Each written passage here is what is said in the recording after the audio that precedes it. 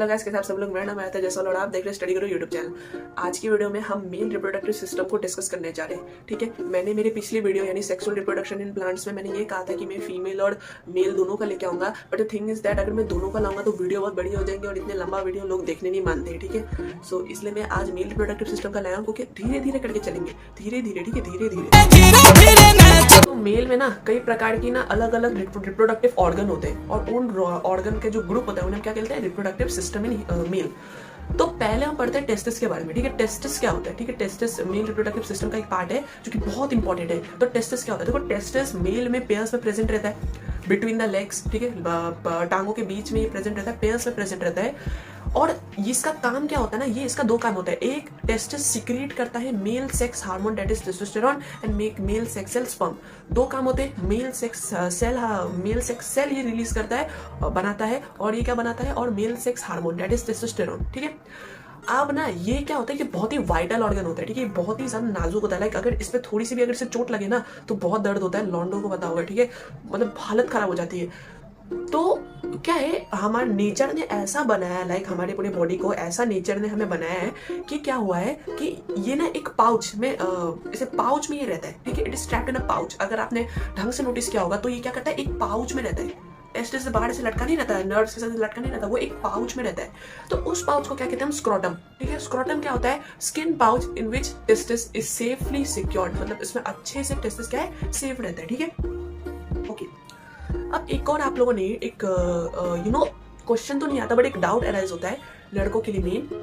आपने देखा होगा कि ठंडी के टाइम पे ना आपके जो टेस्टिस होते हैं वो सिकुड़ जाते हैं, और गर्मी के टाइम पे क्या होते हैं, वो लटकते हैं टेस्टिस। तो ऐसा क्यों होता है, कभी आपने सोचा कि भाई ऐसा क्यों हो रहा है, भाई हमारे ठंडी के टाइम पे ऐसे हो रहे हैं, गर्मी के टाइम पे लटक रहे। तो इसका एक सिंपल सा साइंटिफिक रीजन क्या है, मैं आपको बताता हूँ। जो टेस्टिस होता है ना, उसको एक रिक्वायर्ड टेम्परेचर चाहिए रहता है स्पर्म्स बनाने के लिए। ठीक है, रिक्वायर्ड टेम्परेचर चाहिए रहता है स्पर्म्स बनाने के लिए।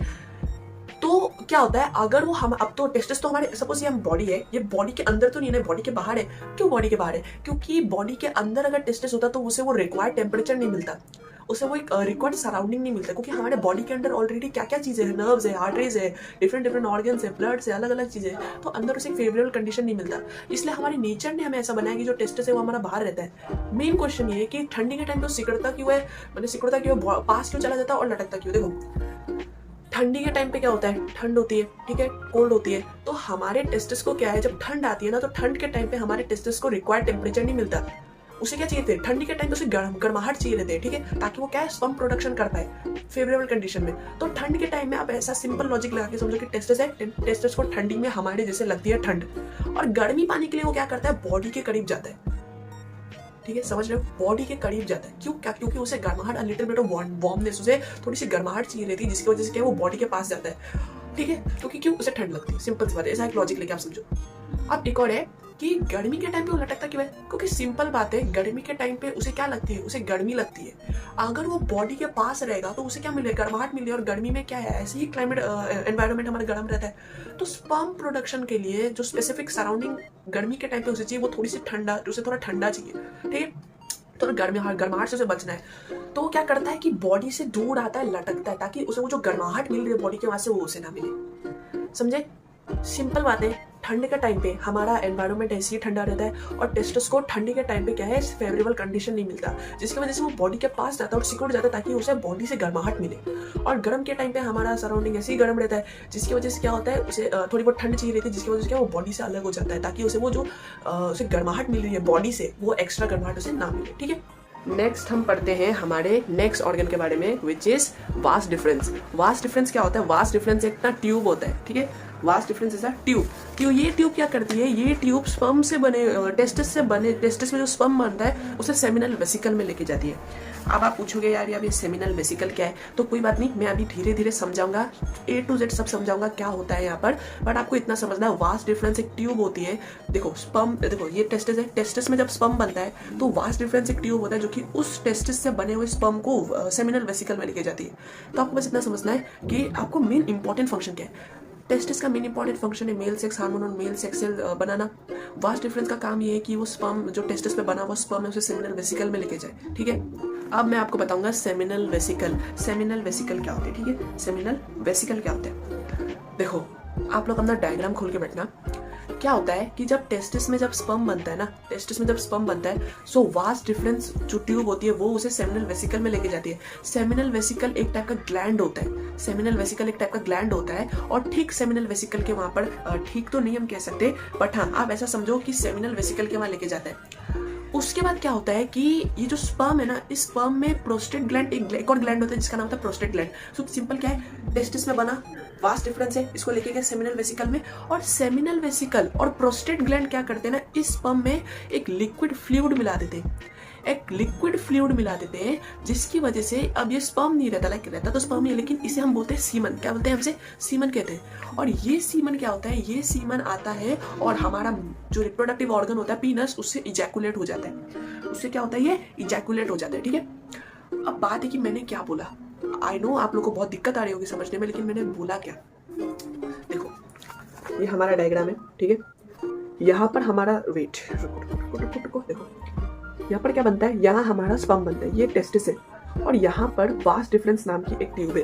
कहाँ पड़े भाई, हाँ ये देखो देखो देखो देखो, ये है वास्ट डिफरेंस, ठीक है, यहाँ पर स्पर्म बना और ये है वास्ट डिफरेंस। जैसे कि आप देख सकते हो, यहाँ पर स्पर्म बनने के बाद ये वास्ट डिफरेंस क्या करता है, यहाँ इसे लेके जाता है, इसका पाथ देखो वास्ट डिफरेंस का, यहाँ ये क्या होता है, ये होता है सेमिनल वेसिकल, यही है सेमिनल वेसिकल, देखो ये सेमिनल वेसिकल होता है। सो बेसिकली यहाँ से स्पर्म बनता है, वास्ट डिफरेंस से सेमिनल वेसिकल में लेके जाता है, और सेमिनल वेसिकल के वहां पर क्या होता है, देखो सेमिनल वेसिकल के यहाँ पर होता है प्रोस्टेट ग्लैंड। प्रोस्टेट ग्लैंड ये एक टाइप का ग्लैंड होता है। यहाँ पर क्या होता है ना कि सेमिनल वेसिकल और प्रोस्टेट ग्लैंड दोनों मिलके एक लिक्विड निकालते हैं, जो कि क्या करता है, स्पर्म के साथ मिक्स हो जाता है और इसे सीमन बना देता है। अब द थिंग इज दैट इन्होंने इसमें लिक्विड क्यों डाला, तो देखो स्पर्म जो होते हैं ना, हम स्पर्म्स में ना ऐसे कई सारे, मतलब स्पर्म्स की जो लाइफ शेल्फ होती है ना बहुत कम होती है, स्पर्म्स ना ज्यादा टाइम तक जिंदा नहीं रहते, लेकिन ये लिक्विड डालने से क्या होता है, इनमें नरिशमेंट आ जाती है। ठीक है, तो बेसिकली क्या है, seminal vesicle and prostate gland secret a liquid that nourishes the sperm. ये स्पर्म को क्या करते हैं, नरिश कर देते हैं, ठीक है, इसका नरिशमेंट बढ़ा देते हैं। फिर क्या होता है, ये सीमन पेनिस के थ्रू इजैकुलेट होकर निकल जाता है। सिंपल बात है, मैंने अभी क्या बोला, फंक्शन देखते हैं, ठीक है, सब भूलो, मेल रिप्रोडक्टिव सिस्टम का फंक्शन। टेस्टिस क्या करता है, मेल सेक्स सेल बनाता है, मेल सेक्स हार्मोन बनाता है, मेल सेक्स सेल यानी स्पर्म, मेल सेक्स हार्मोन यानी टेस्टोस्टेरोन। वास्ट डिफरेंस क्या होता है, वास्ट डिफरेंस एक ट्यूब होती है जो कि टेस्टिस में बने हुए स्पर्म को सेमिनल वेसिकल में लेके जाती है। सेमिनल वेसिकल और प्रोस्टेट ग्लैंड का क्या काम होता है, ये दोनों ऐसे ग्लैंड्स होते हैं जो कि एक लिक्विड क्या करते हैं, सीक्रेट करते हैं, जो कि स्पर्म में जाके मिक्स हो जाता है और स्पर्म को नरिश कर देता है और सीमन बनाता है। पेनिस का क्या होता है, पेनिस एक मस्कुलर ऑर्गन होता है जहाँ से क्या जो सीमन है वो इजैकुलेट हो जाता है। ठीक है, अब बात है कि कैसे साइकिल टेक प्लेस करता है। जैसे मैंने फंक्शन बनाया वैसे ही साइकिल टेक प्लेस करता है। अगर आपको क्वेश्चन आए,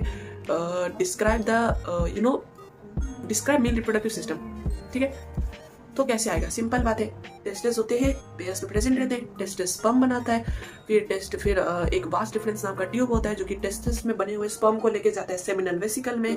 सेमिनल वेसिकल और प्रोस्टेट ग्लैंड दो टाइप के ग्लैंड होते हैं जो कि स्पर्म में एक लिक्विड डाल देते हैं, जो कि जिसकी वजह से जो स्पर्म है वो ताकतवर हो जाता है, ठीक है, एकदम बॉडी आ जाती है उसकी, ताकतवर हो जाता है, नरिश हो जाता है वो, और फिर क्या होता है, वो आता है पीनस की तरफ, पीनस से वो निकल जाता है, ठीक है, पीनस से वो निकल जाता है। ठीक है, सो आई होप आपको समझ में आया होगा मेल रिप्रोडक्टिव सिस्टम, ठीक है। And the thing is that मैं फीमेल रिप्रोडक्टिव सिस्टम में भी वीडियो लाने वाला हूँ, but the thing is that कि फीमेल रिप्रोडक्टिव सिस्टम में बहुत सारी चीज़ है, ठीक है, female reproductive system male reproductive system से ज़्यादा इंपॉर्टेंट है, तो कुछ तो सोच समझ के इंपॉर्टेंट है। तो अभी तो मैंने मेल कर दिया, तो मैं फीमेल वाला ले आऊँगा वीडियो जल्दी, तो आप लोग वो भी देखिएगा, बट आई होप आपको ये वाला समझ में आया होगा।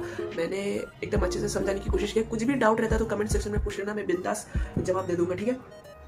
एंड अपनी एनसीईआरटी को पढ़ना, ठीक है, जो बुक है उसे पढ़ना अच्छे से, क्योंकि उसमें कई सारे इनसाइट क्वेश्चंस है, ठीक है, सो उन्हें अच्छे से पढ़ना। एंड आपको हर चीज़ का, जैसे मैंने आपको बोला टेस्ट का काम क्या होता है वगैरह, वो सब बुक में दिया हुआ है, सो उन्हें आप अच्छे से पढ़ लेना। एंड बाकी फीमेल रिप्रोडक्टिव सिस्टम के ऊपर जल्दी वीडियो आने वाली है, तब तक के लिए मेल रिप्रोडक्टिव सिस्टम को अच्छे से पढ़िए। एंड इसे अच्छे से समझने के बाद अगर आप मेल रिप्रोडक्टिव सिस्टम अच्छे से समझोगे तो फीमेल भी आप अच्छे से समझ जाओगे। सो चलो मिलते हैं नेक्स्ट वीडियो में, ठीक है, तब तक के लिए बाय बाय एंड या कीप स्टडीइंग।